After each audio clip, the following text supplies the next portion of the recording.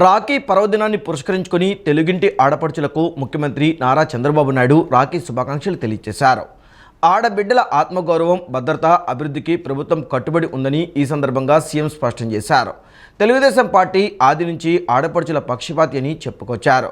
మహిళలకు ఆస్తిలో సమాన హక్కులు కల్పించడమే కాకుండా ప్రభుత్వ పరంగా ఇచ్చే పథకాలను, ఆస్తులను మహిళమ్మ తల్లుల పేరుపైనే ఇచ్చే సంస్కరణ తెచ్చింది కూడా తెలుగుదేశమని అన్నారు. మహిళా సాధికారత కోసం డ్వాక్రా సంఘాలు, బాలికా విద్యకు ప్రోత్సాహం, స్థానిక సమస్యల్లో మహిళలకు రిజర్వేషన్లు వంటి విప్లవాత్మక నిర్ణయాలతో మహిళా సంక్షేమం కోసం కృషి చేశామన్నారు.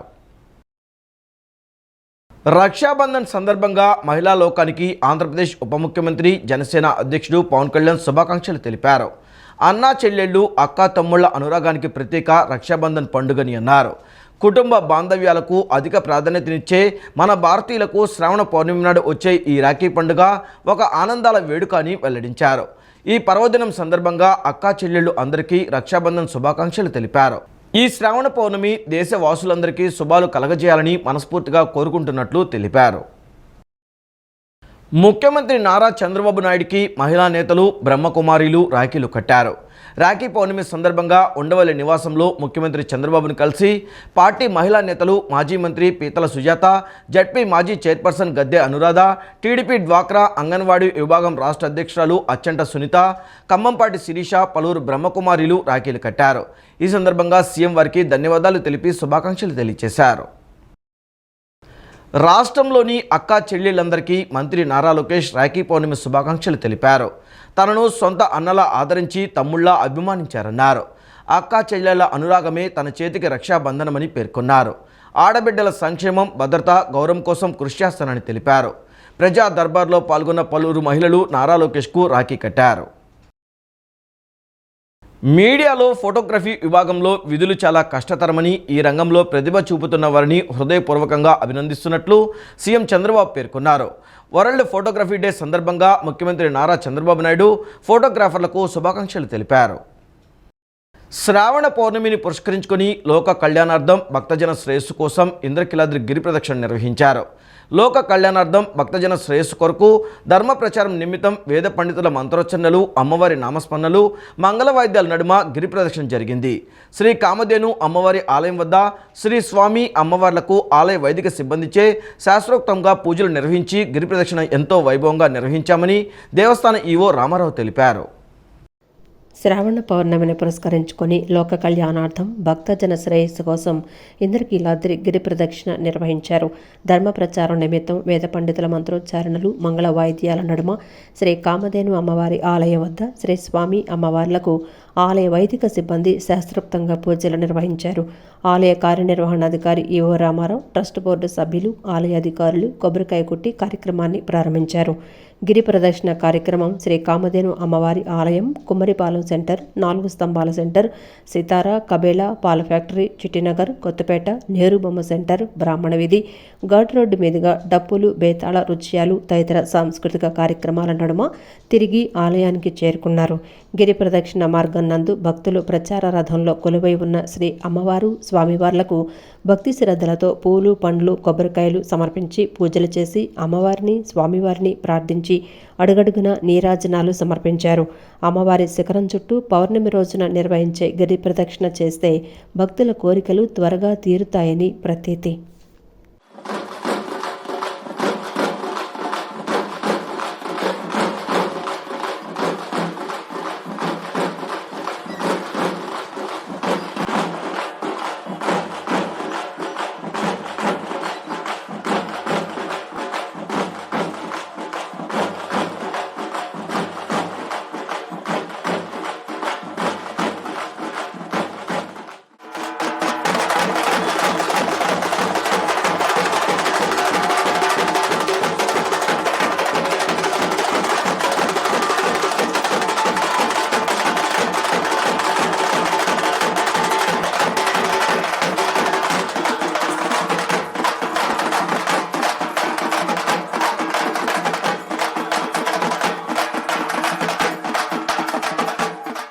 బెజవాడ ఇంద్రకీలాద్రిపై కనకదుర్గమ్మ ఆలయంలో పవిత్రోత్సవాలు రెండో రోజు కొనసాగుతున్నాయి.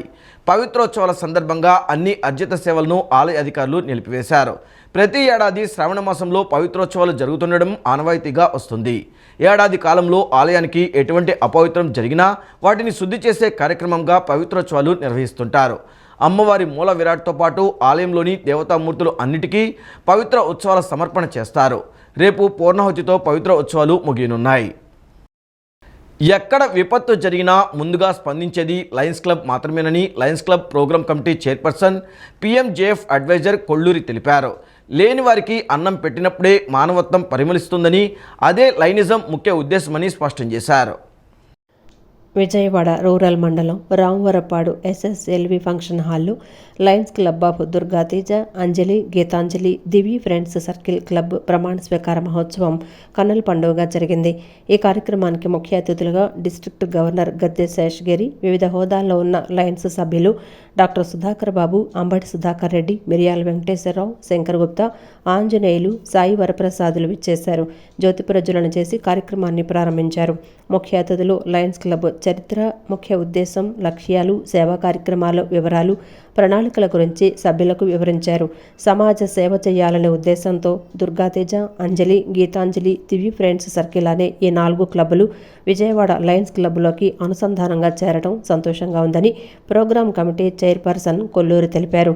సమాజం నుంచి మనం లబ్ధి పొందినప్పుడు సమాజానికి తిరిగి మనం ఏదైనా సేవ చేయాలనే ఉద్దేశంతో ఉమ్మడి కృష్ణా జిల్లా వ్యాప్తంగా 110 క్లబ్బులు పనిచేస్తున్నాయని తెలిపారు.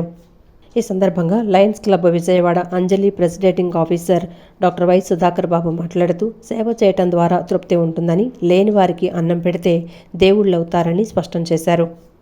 నిత్య అన్నదాన పథకం అంటే ప్రతిరోజు వృద్ధాశ్రమాల్లోనూ కొన్ని అనాథాశ్రమాల్లోనూ డైలీ అన్నదానం అనేది చేస్తూ ఆ పట్టెడు అన్నం పెడితే, మామూలుగా గుడిలో మనం పెడితే అది ప్రసాదం అంటాము, మనం దేవుడు భక్తుడిగా ఉంటాము. అదే మరి పట్టెడు అన్నము లేని వారికి పెడితే వాళ్ళ దృష్టిలో మనం దేవుడిగా మారతాము. ఆ ఉద్దేశంతోనే మనం లేని వారికి అది ఆదుకోవడం జరుగుతుంది. అలాగే చాలా వరకు ప్రమాదాలు బారిపడిన వాళ్ళకి లయన్స్ ముందుకెళ్ళి వాళ్ళకి సేవలు అందిస్తుంది. అలాంటి సంస్థల నిధులకి ఇంటర్నేషనల్ ఫండ్కి కూడా మనం $3,000 అందించడం జరిగింది. అంటే దాదాపు 2,40,000 మనం మా క్లబ్ తరపు నుంచి వాళ్ళకి అందించాము. ఈ డబ్బుని వాళ్ళు ఫిక్స్డ్ డిపాజిట్ చేసి దానిపైన వచ్చిన మరి అమౌంట్తో వాళ్ళకి సేవా కార్యక్రమాలకి అందజేస్తారు. అనంతరం మాజీ డిస్ట్రిక్ట్ గవర్నర్ మిరియాల వెంకటేశ్వరరావు మాట్లాడుతూ, ఐకమత్యం ఉంటే ఏదైనా సాధించగలమనే సత్యాన్ని నిజం చేస్తుందన్నారు. 14 లక్షల మంది సభ్యులు కలిగిన లయన్స్ క్లబ్ 210 దేశాల్లో పనిచేస్తోందన్నారు. లయన్స్ క్లబ్ ప్రధానంగా అంధత్వ నిర్మూలన కోసం పాటుపడుతోందని పేర్కొన్నారు. జిల్లా గవర్నర్ గద్దె శేషగిరి గారి నాయకత్వాన మరి ప్రతి సంవత్సరం కూడా ఈ కార్యవర్గం మారుతూ ఉంటుంది. మరి జిల్లా గవర్నర్ గారు వారి ఆలోచనల మేరకు ఈ సంవత్సరం బీ హ్యూమన్, మానవత్వంతో సేవలు చేయండి అని ఆయన పిలుపు మేరకు ఈ నూతన కార్యవర్గం అధ్యక్ష, కార్యదర్శి, కోశాధికారులు మరి వర్క్ చేస్తూ ఉంటారు. ఈ సేవా కార్యక్రమాలు ఈ సంవత్సరం మరి గ్లోబల్ యాక్టివిటీస్, ప్రత్యేకంగా పర్యావరణం కానీ, క్యాన్సర్ అవేర్నెస్ కానీ, అన్నదాన కార్యక్రమాలు కానీ, ఇవన్నీ కూడా అంతర్జాతీయంగా మా లయన్స్ అంతర్జాతీయ సంస్థ నాయకులు మేక్ యువర్ మార్క్ అని ఆయన ఇచ్చిన పిలుపు మేరకు అనేక సేవా కార్యక్రమాలు ఈ 4 క్లబ్బులు కూడా చేస్తూ ఉంటాయి. ఈరోజు ఈ నూతన కార్యవర్గం మరి కొత్తగా ప్రమాణ స్వీకారం చేస్తున్న సందర్భంగా వారికి శుభాభినందనలు తెలియజేస్తూ మీ అందరికీ కూడా నమస్కరిస్తూ, స్వాతంత్రం వచ్చి ఏళ్లు గడుస్తున్నా మహిళలపై అత్యాచార ఘటనలు ఇంకా చోటు చేసుకోవడం ఆందోళనకరంగా ఉందని మైనార్టీ హక్కుల పరిరక్షణ సమితి మహిళా విభాగం రాష్ట్ర అధ్యక్షురాలు డాక్టర్ షబానా తెలిపారు. సమాజంలో ఉన్న మానవ మృగాల నుంచి బాలికలు, యువతులు, మహిళలను కాపాడాలంటే కఠినమైన చట్టాలను అమలు చేయాలని డిమాండ్ చేశారు. కోల్కతాలో డాక్టర్పై అత్యాచారానికి నిరసనగా మైనార్టీ హక్కుల పరిరక్షణ సమితి మహిళా విభాగం ఆధ్వర్యంలో మగుల్లాజ్పురంలోని మదర్ తెరేసా జంక్షన్ వద్ద కొవ్వొత్తుల ర్యాలీ నిర్వహించారు. మహిళా విభాగం రాష్ట్ర అధ్యక్షురాలు డాక్టర్ షబానా మాట్లాడుతూ, మానవ మృగాలు రెచ్చిపోతుంటే లోపం ఎక్కడుందో తెలియని పరిస్థితులు ఉండడం బాధాకరంగా ఉందన్నారు. ప్రధాన కార్యదర్శి మెహాప్రా, ఉపాధ్యక్షురాలు ఫాతిమా మాట్లాడుతూ, మహిళల రక్షణకు కఠినమైన చట్టాలు రూపొందించి త్వరితగతిన అమలు చేయాలన్నారు. మైనార్టీ హక్కుల పరిరక్షణ సమితి రాష్ట్ర అధ్యక్షుడు ఫారూక్ షుబ్లీ మాట్లాడుతూ, బాధిత కుటుంబానికి న్యాయం చేయాలని ప్రభుత్వాన్ని కోరారు. మహిళలను గౌరవించడం ప్రతి ఒక్కరి బాధ్యతని తెలిపారు. మా యొక్క మనిషి యొక్క జన్మ స్టార్టింగ్ కూడాను ఆడతో స్టార్ట్ అవుతుంది, ఎండింగ్ కూడాను రేపటి రోజున నేను అత్యుత్తముడు అని చెప్పేసి నాకు సర్టిఫికేషన్ ఇచ్చేది కూడాను నా భార్య. కాబట్టి ఏదైతే ఆడవారి యొక్క ప్రాముఖ్యత ఉందో ఈ ప్రాముఖ్యతని సమాజంలో ప్రతి ఒక్కరు కూడాను గమనించాల్సినటువంటి అవసరం ఉంది. ఒకటైతే ఖచ్చితంగా చెప్పగలను, ఆడదాన్ని మనం ఆట బొమ్మలా చూసేటటువంటి ఈ సమాజంలో నిజంగా మనం ఈ రోజున ఈ విషయంపై మనం మాట్లాడుతున్నామంటే చాలా చాలా చాలా బాధగా ఉంది. ఈ అంశంపై త్వరితగతంగా న్యాయం జరగాలని, ఇటువంటి సంఘటనలు పునరావృతం కాకుండా ఉండాలంటే కనుక ఇటువంటి దరిద్రుల్ని ఖచ్చితంగా సమాజంలో ఉరియాల్సినటువంటి అవసరం ఎంతైనా ఉంది. గవర్నమెంట్ ఏమీ సమాధానం ఇవ్వట్లేదు, ఏమీ పరిష్కారం చేయట్లేదు. కాబట్టి మేము ఇక్కడ వచ్చి justice for all the women in the country కోసం ఇక్కడ నుంచున్నాము. మా ఉద్దేశం ఏంటి అంటే all the women should be safe. ఎవరికి అయినా భయం ఉండకూడదు, ఎవరికి ప్రాణం మీద రాకూడదు. ఇది జరిగేది చాలా చాలా చాలా బ్యాడ్ సిచ్యువేషన్. లాస్ట్ 48 అవర్స్లో 5 అలాంటి బ్రూటల్ రేప్ జరిగినాయి మన దేశంలో. ఇది మనం సిగ్గుపడాల్సింది మ్యాటర్. దీన్ని మనం వదలకూడదు. అందరికీ న్యాయం జరగాలి, అందరికీ మనము జస్టిస్ ఇవ్వాలి అని కోరుతున్నాను.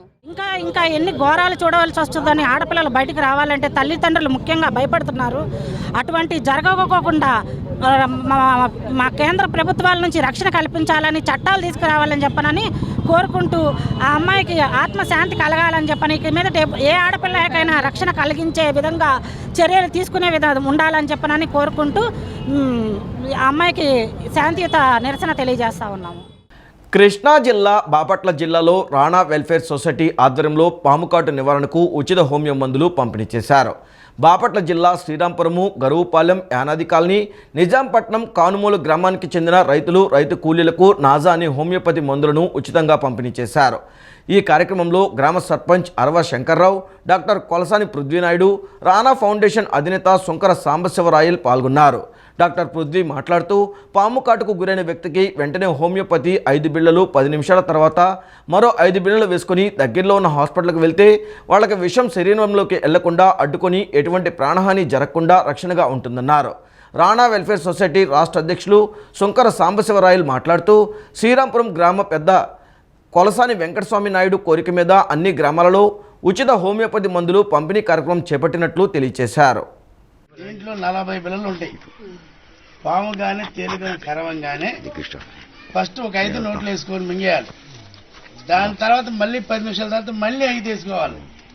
మళ్ళీ 10 నిమిషాలు ఆగిన తర్వాత మళ్ళీ 5, అట్లా 3 సార్లు 3, 5, 15 వేసుకోవాలి. అప్పుడు మీకు పాము కరిచినది విషయం అనేది పైకి ఎక్కదు, అక్కడే ఆగేసింది. దాని తర్వాత మీ దగ్గరలో ఉన్న గవర్నమెంట్ హాస్పిటల్కి వెళ్ళి ఇంజక్షన్ చేసుకుంటే మీ ప్రాణానికి ఎటువంటి ఇబ్బంది ఉండదు. అర్థమైందా? ఆ విధంగా అందరికి ఒక్కొక్క కుటుంబానికి వస్తాము దగ్గర పెట్టుకుని పాము కానీ తేలు కానీ రెండింటి కూడా పనికొచ్చింది, దాన్ని ఉపయోగించుకోండి. పేద ప్రజల కడుపు నింపే అన్నా క్యాంటీన్లను కూటమి ప్రభుత్వం పునఃప్రారంభించింది. 5 రూపాయలకే అల్పాహారం, మధ్యాహ్నం, రాత్రి భోజనం చేసే అవకాశం కల్పించింది. దీంతో కార్మిక వర్గాల నుంచి హర్షాతిరేకాలు వ్యక్తమవుతున్నాయి. రోజువారీ వేతనానికి పనిచేసే శ్రామికులకు రాష్ట్ర ప్రభుత్వం ఊరట కలిగించిందని పేర్కొంటున్నారు. పేద ప్రజలు ఆకలితో అలమటించకూడదు. చాలీచాలని వేతనాలతో జీవితాన్ని గడిపే పేద ప్రజలు డబ్బులు లేక పస్తులుండకూడదనే ఆలోచనతో అతి తక్కువ ధరకు 3 పూటలా కడుపు నింపేలా తెలుగుదేశం పార్టీ 2014లో అన్నా క్యాంటీన్లను స్థాపించింది. రాష్ట్ర వ్యాప్తంగా అన్నా క్యాంటీన్లను ఏర్పాటు చేసి పేద ప్రజల ఆకలిని తీర్చింది. 2019లో వైసీపీ అధికారంలోకి వచ్చిన తర్వాత అన్నా క్యాంటీన్లను మూసివేసింది. వేరే పేరుతో అయినా అన్నా క్యాంటీన్లను నడపాలని తెలుగుదేశం పార్టీ కోరినా వైసీపీ ప్రభుత్వం పట్టించుకోలేదు. దీంతో ఉపాధి లేక, పనులు లేక, చాలీచాలని జీతాలతో కడుపు నిండా అన్నం కూడా తినలేని పరిస్థితి నెలకొంది. అన్నా క్యాంటీన్లు ఉంటే తమ ఆకలి తీర్చేవని అనేక మంది ప్రజలు వాపోయారు. అన్నా క్యాంటీన్లను పునఃప్రారంభించాలని కోరారు. కూటమి అధికారంలోకి రాగానే అన్నా క్యాంటీన్లను పునఃప్రారంభిస్తామని చంద్రబాబు హామీ ఇచ్చారు. ఇచ్చిన హామీ మేరకు 2 నెలల వ్యవధిలోనే రాష్ట్ర వ్యాప్తంగా అన్నా క్యాంటీన్లను పునఃప్రారంభించారు. అన్నా క్యాంటీన్లు పునఃప్రారంభించడంతో చిరు వ్యాపారులు, రోజువారీ కూలీలు, భవన నిర్మాణ రంగ కార్మికులకు ఊరట లభించింది. విజయవాడ కార్పొరేషన్ పరిధిలో మొత్తం 11 అన్నా క్యాంటీన్లు ఉన్నాయి.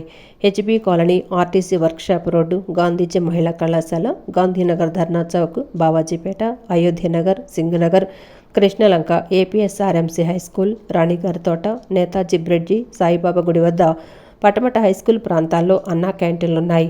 ప్రతి అన్నా క్యాంటీన్కు నోడల్ ఆఫీసర్, పరిశీలనాధికారులను విజయవాడ మున్సిపల్ కమిషనర్ ధ్యానచంద్ర నియమించారు. ప్రతిరోజు 5 రూపాయలకే ఉదయం అల్పాహారం, మధ్యాహ్నం భోజనం, రాత్రి భోజనం పెడుతున్నారు.